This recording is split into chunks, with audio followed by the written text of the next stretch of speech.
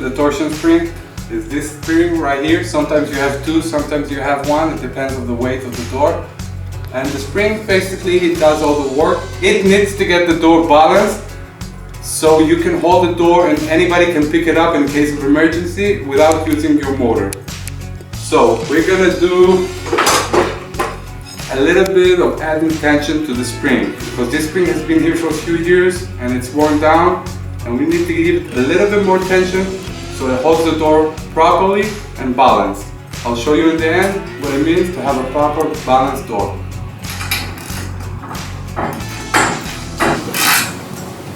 Okay guys, now we have to test what we did. We gave a little bit of tension to the spring and we want to see if it worked out. Hello guys, so we gave a little bit of tension to the spring. As you can see, the door holds itself perfectly. Halfway through as well, so we know we're balanced, and that's all we wanted.